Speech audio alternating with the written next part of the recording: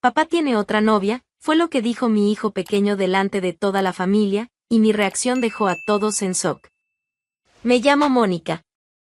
Y durante muchos años creí que mi vida era exactamente como debía ser. Vivíamos en Ávila, una ciudad tranquila, de esas que hacen que el tiempo parezca ir más lento. Las murallas históricas, el sonido de las campanas a lo lejos, los vecinos que sabían más de tu vida que tú misma, todo era parte de la rutina. Mi marido, Julián, era un hombre serio, práctico, con esa manera contenida que a veces podía confundirse con frialdad, pero que, con el tiempo, aprendí a aceptar. Llevábamos 7 años casados. Y teníamos un hijo, Miguel, que cumplió 4 años ese verano. Julián siempre fue el proveedor. Pagaba las cuentas, se ocupaba de los asuntos de la casa, y se aseguraba, de vez en cuando, de recordarme que yo nunca había tenido que trabajar. Al principio, eso me sonaba como un regalo. Pero, con los años, se volvió una carga. Una deuda silenciosa. Mientras él salía temprano y volvía tarde, yo cuidaba de la casa, de nuestro hijo, de la rutina. Lavaba, cocinaba, recogía a Miguel en la escuela, pasaba horas supervisando tareas simples como caligrafía y recortes, y sonreía. Era lo que se esperaba de mí. Y yo me repetía que eso era amor, que así era el matrimonio, que no todos serían flores. Pero había días en los que la frustración era más fuerte. Esa sensación de ser secundaria en mi propia vida, de ver pasar el tiempo sin dejar huellas mías en el mundo, sin independencia, sin logros que fueran solo míos. A veces pensaba en volver a estudiar, en intentar algo por mí misma. Pero bastaba mirar a Julián, y recordar que él sostenía todo, para que el pensamiento desapareciera. A pesar de eso, yo creía que teníamos una base sólida. Después de todo, no discutíamos con frecuencia. Las conversaciones eran prácticas, directas, y hasta los silencios parecían parte del entendimiento que compartíamos. No era un matrimonio apasionado, pero era estable. Era suficiente, o al menos, yo me convencía de ello. Repetía eso como un mantra en los días malos: está todo bien. Tenemos una familia. Tenemos estabilidad. Miguel era mi ancla. Un niño curioso, dulce, siempre con las mejillas manchadas de pintura y los calcetines cambiados. Cuando me abrazaba, sentía que, aunque no tuviera grandes logros, estaba haciendo algo bien. Fue una tarde cualquiera. Ya había recogido a Miguel de la escuela y, como Julián avisó que llegaría más tarde, decidí aprovechar para limpiar el coche. Siempre dejaba un desorden en el asiento trasero, recibos, envoltorios, juguetes olvidados. Nada fuera de lo común. Hasta que abrí la guantera. Allí, entre manuales y papeles arrugados, había un pintalabios. Usado. De un tono que nunca compré, ni usaría. Por impulso, abrí la tapa. La barra gastada indicaba que no era nuevo, y que, sin duda, no era mío. Me quedé quieta un instante, como si mi cerebro se negara a procesar la información. La garganta se me secó, y una especie de escalofrío me recorrió la espalda. Cerré la guantera. Pero ya era tarde. Seguí limpiando por fuera, casi en automático. Al mover el asiento del copiloto, encontré algo aún más difícil de ignorar: unas medias enrolladas, casi escondidas bajo la alfombra. Las olí, como si eso pudiera darme una respuesta distinta a la que mi estómago ya conocía. Tampoco eran mías. Nunca lo fueron. Me quedé agachada allí, sintiendo un calor extraño subir por el rostro. Intenté encontrar una explicación lógica, pero no la había. Yo lo sabía. Y aún así, no fui capaz de decir nada. Esa noche, cuando Julián llegó, ya me había duchado, cenado y acostado a Miguel. Él entró como siempre, quejándose del tráfico, pidiéndome un vaso de vino. Y yo se lo serví. En silencio. Nos sentamos lado a lado en el sofá unos minutos. Tomó el celular, sonrió a la pantalla y luego apagó la luz diciendo que estaba cansado. En la oscuridad, me di la vuelta y lloré en silencio. Mi corazón latía acelerado, pero era por miedo. Miedo a lo que pasaría si lo confrontaba. Miedo a quedarme sin rumbo, sin casa, sin dirección. No tenía dinero. ni familia cerca. No tenía un plan. Y, sobre todo, no quería ver sufrir a Miguel. Era tan pequeño. ¿Cómo explicarle a un niño que el mundo seguro que conocía no era tan seguro así? No dormí. Pasé la madrugada en vela, escuchando la respiración lenta del hombre que dormía a mi lado. Un hombre que me engañaba, y dormía en paz. En los días siguientes, nada cambió por fuera. Yo seguía haciendo todo como siempre. Pero por dentro, había un cansancio nuevo. La rutina se volvía más pesada. Incluso las pequeñas alegrías con Miguel venían teñidas de tristeza. Y en medio de ese silencio, empezó a crecer un pensamiento, la idea de irme de allí. No de inmediato. No con escándalo. Pero con dignidad. Empezar desde cero, si era necesario. Incluso con miedo. Incluso sola. Todavía no tenía un plan, pero ya tenía un deseo. Un impulso discreto, pero firme, de no aceptar aquello como el final del camino. La farsa se volvió mi escudo. La tristeza, mi compañía constante. Y dentro de mí, el coraje daba sus primeros pasos, despacio. Después de esa noche, ya no había vuelta atrás. Yo sabía lo que Julián escondía, y aunque el silencio era mi protección, también se había convertido en prisión. Despertar cada día con la certeza de la traición y aún así sonreírle a Miguel como si todo estuviera bien, era asfixiante. Pero también sabía que no podía seguir quieta. Algo en mí ya estaba en movimiento, aunque nadie lo viera. Le pedí dinero prestado a mi hermana, Clara. No le conté los detalles, solo le dije que necesitaba hacer un curso. No hizo preguntas. Me transfirió el dinero ese mismo día y me deseó fuerza. Fue la primera vez que me sentí cuidada en mucho tiempo. Me inscribí en un curso técnico de enfermería, nada glamuroso, pero práctico, directo y con posibilidades reales de empleo. Necesitaba algo así. Algo que me sacara de la estancación. Las clases eran todas las mañanas. Aprovechaba mientras Miguel estaba en la escuela. Tomaba el autobús temprano, con las manos frías y un cuaderno nuevo en la mochila, sentándome en el fondo del aula como quien no quiere ser vista. No contaba a nadie del grupo lo que vivía en casa. Allí, era solo una mujer más tratando de levantarse. Volver a estudiar después de tantos años fue más difícil de lo que imaginé. Biología, farmacología, procedimientos técnicos, parecía que tenía que reaprenderlo todo desde cero. Y aún así, había algo reconfortante en sentirme útil. Sentir que mi mente aún funcionaba, que mi tiempo podía ser usado para algo más que limpiar juguetes y doblar ropa.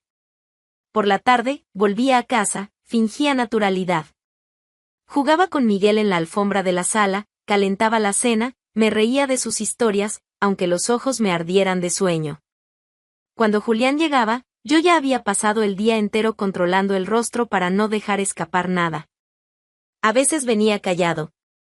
Otras, más simpático, preguntando por mi día, y yo respondía con frases vagas. Ya no podía mirarlo a los ojos. Cada sonrisa que él daba parecía más falsa que la anterior. Y cada vez que su celular sonaba, yo me congelaba. No era raro que saliera al pasillo para contestar. Y cuando volvía, decía que era el jefe o un compañero de la oficina. Pero yo ya no fingía creerle. Solo fingía que no lo veía.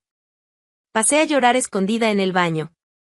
Dejaba correr el agua para amortiguar el sonido. A veces me sentaba en el suelo, con la toalla enrollada en el cuerpo, sintiendo el peso de la soledad. Estaba rodeada de gente, pero más sola que nunca. Y aún así, todos los días me levantaba y asistía al curso. Era la única parte de mi vida que me hacía sentir viva. La mentira se volvió rutina. No solo la suya. La mía también. Mentía cuando decía que estaba bien, cuando sonreía a la vecina, cuando ayudaba a Miguel a ponerse el uniforme de la escuela diciéndole que su papá era un héroe. Mentía para mantener todo en pie. Pero por dentro, algo crecía. Pequeño, casi imperceptible. Una rabia silenciosa, una fuerza bruta disfrazada de paciencia. Y aunque me sintiera exhausta, seguía. Cada mañana en el curso era un paso más. Un ladrillo en la base de mi salida. Aún no sabía cuándo, ni cómo. Pero sabía que, si paraba, no me quedaría nada más que esa farsa. Y la farsa, por más que me protegiera, me estaba matando un poco cada día. Aquella tarde empezó como tantas otras. El cielo estaba nublado, y Miguel insistió en jugar en el parque, incluso bajo una llovizna fina. Yo, sin fuerzas para discutir, lo dejé. Corrió feliz entre los charcos y el tobogán mojado, ajeno al mundo que se derrumbaba dentro de mí. Me senté en un banco de madera húmedo, sosteniendo el paraguas con una mano y tratando de contener las lágrimas con la otra. Ya no valía la pena fingir ante mí misma. Estaba agotada. Por fuera, funcionaba como una máquina. Por dentro, me arrastraba. Era como si cada parte de mi vida estuviera sostenida con cinta adhesiva, a punto de deshacerse con el menor soplo. Yolanda apareció de sorpresa. Mi amiga de la infancia, una de las pocas que resistieron al tiempo y a la distancia que impuso el matrimonio. Traía una bolsa en la mano y una expresión cansada, pero cálida. Traje churros, dijo, sentándose a mi lado como si ya supiera. No hablamos durante unos minutos. Solo observamos a Miguel girando bajo la lluvia, riendo solo. El sonido de su risa me atravesaba con una mezcla de alegría y culpa. ¿Cómo podía querer irme de un hogar que también era el suyo? Estás distinta, comentó ella, mirándome de reojo. Estás apagada, Mónica. No pareces tú. Intenté sonreír, pero fallé. Los ojos se me llenaron de nuevo. A veces pienso que sería mejor aceptar, ¿sabes? Fingir que no veo nada. Que todo está bien. Las cosas funcionan, al menos por fuera. ¿No es suficiente? Yolanda no respondió de inmediato.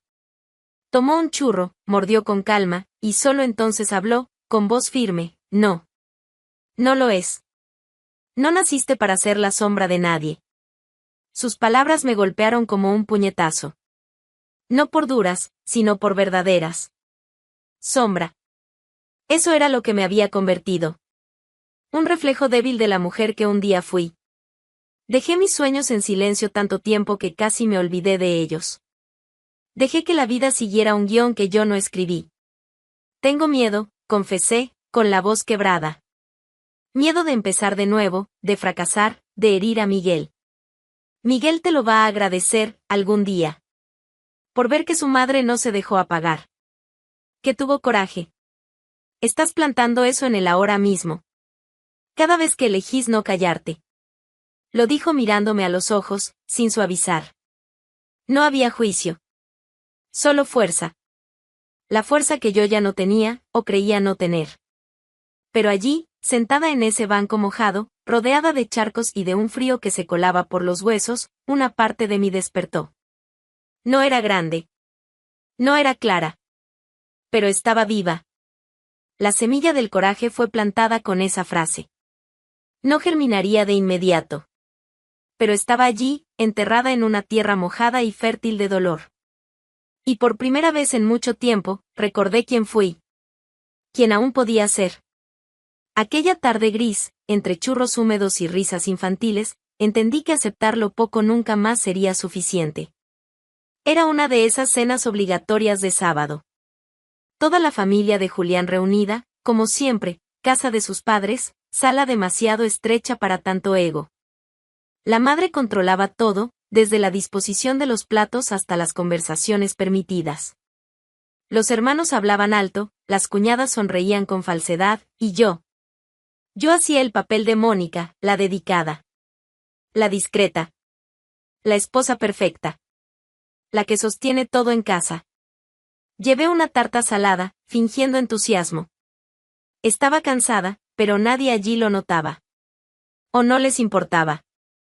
La mesa era larga, llena de fuentes y excesos, y todos hablaban al mismo tiempo, como si compitieran por ver quién alzaba más la voz.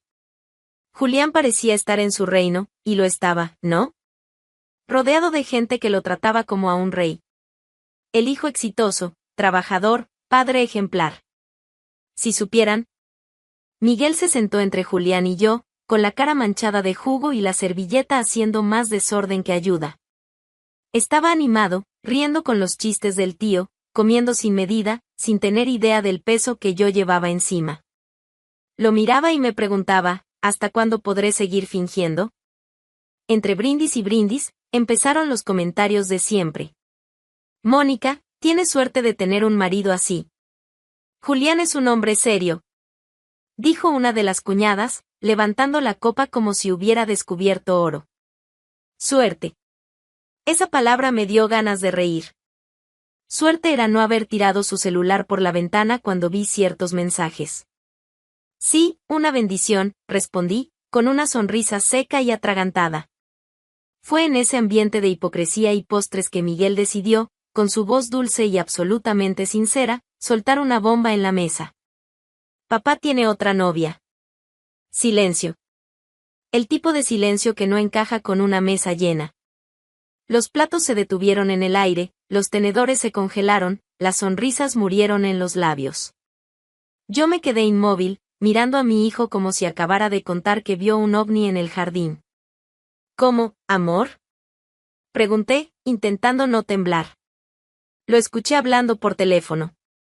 La llamó mi amor y dijo que la iba a ver otra vez. Julián rió. Una risa falsa, forzada, desesperada. Este niño ve demasiadas caricaturas. Qué gracioso, Julián, le respondí, con calma. Porque Miguel describió exactamente lo que vi en tu celular el mes pasado. ¿Coincidencia? ¿O tu amante también escribe guiones para Disney? Mi suegra me miró como si hubiera escupido sobre la Sagrada Familia. Los cuñados bajaron la vista. La prima hundió la cara en su copa de vino. Nadie sabía dónde meterse. Yo sí sabía. Estaba exactamente donde quería estar. Llevo meses tragándome tu mentira, Julián. Aguantando tu pose de marido fiel mientras escondes pintalabios, ropa interior y conversaciones en WhatsApp con nombre de pizzería. Él intentó hablar, pero yo ya lo había decidido, la palabra era mía.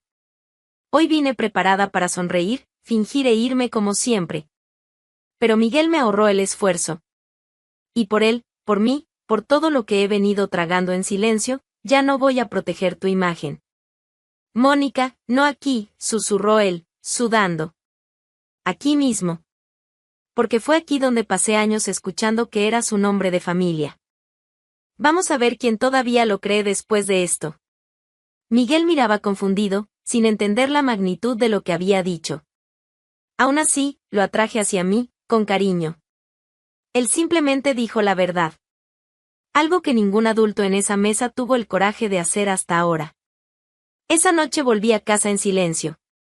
Miguel dormía en el asiento trasero, con la cabeza ladeada y la boca entreabierta. Ni se imaginaba lo que su pequeña frase en la cena había provocado. O tal vez sí lo imaginaba, a su manera infantil de entender el mundo sin saber explicarlo. Julián iba conduciendo. Su expresión era la de alguien que había recibido una bofetada y aún no sabía de dónde vino. Miraba la carretera, movía los dedos en el volante, respiraba hondo, y no decía nada. Por primera vez en meses, me gustó el silencio entre nosotros. Apenas entramos a casa, llevé a Miguel directo al cuarto. Se movió, murmuró algo, pero siguió durmiendo. Cuando volví a la sala, Julián ya estaba allí, parado en medio del cuarto, esperando. Parecía más pequeño. Perdido. Un hombre sin excusas. Mónica, mira, sé que me equivoqué.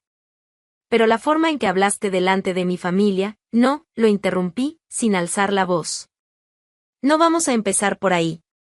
No se trata de cómo hablé. Se trata de lo que hiciste. Suspiró, se pasó la mano por el cabello. Cometí un error. Solo eso. ¿Solo eso? Repetí, mirándolo fijamente. Engañar a tu esposa. Repetidamente. Esconderlo. Mentir. ¿Dejarme criando a nuestro hijo mientras compartías la cama con otra persona, es solo eso?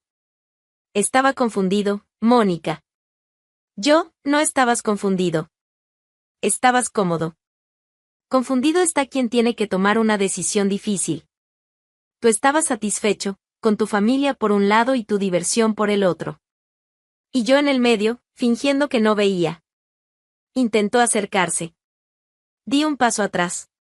Fue simbólico. Fue suficiente. Ya no hace falta fingir, continué. Ni tú. Ni yo. Me miró, esperando alguna emoción. Un escándalo, tal vez. Una lágrima. Pero no había nada de eso. Solo había cansancio. Y una paz extraña, como la de quien ya no tiene nada que perder. No vuelvas más aquí. La frase salió clara, firme. No grité. No lloré. No temblé. Mónica, por favor, podemos hablar, resolver esto, esta es nuestra casa, nuestra familia, nuestra casa ahora es mía y de Miguel. Nuestra familia va a seguir existiendo. Pero tú ya no estás dentro de ella como antes. Y no voy a compartir más mi espacio con alguien que me despreció en silencio. Me miró durante largos segundos. Luego se sentó en el sofá, con las manos en el rostro, como si intentara despertar de una pesadilla que él mismo creó. No sé qué decir, entonces no digas nada. Quédate con el silencio. Siempre fuiste bueno en eso. Esa noche, se fue. Sin escándalo. Sin portazos. Simplemente se fue. Y yo me quedé. No lloré. No dudé. Me quedé. Arreglé el cuarto de Miguel, cerré las ventanas, apagué la luz de la sala. Hice todo como siempre. Pero algo era diferente. El ciclo se había cerrado. Y no con un grito, ni una pelea. Sino con la firmeza de quien ya no necesita pedir permiso para existir. Finalmente, la Mónica que yo recordaba empezó a volver. Él intentó regresar. Al día siguiente, al otro, y al otro también.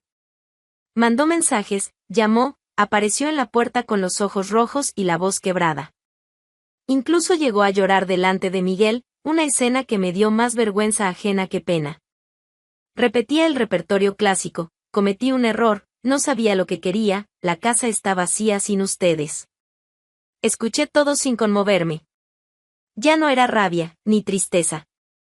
Era una indiferencia nueva, limpia, como si él ya no tuviera más lugar dentro de mí. Como si el eco del dolor finalmente se hubiera apagado. Al tercer día, encontró su ropa doblada y apilada en la acera.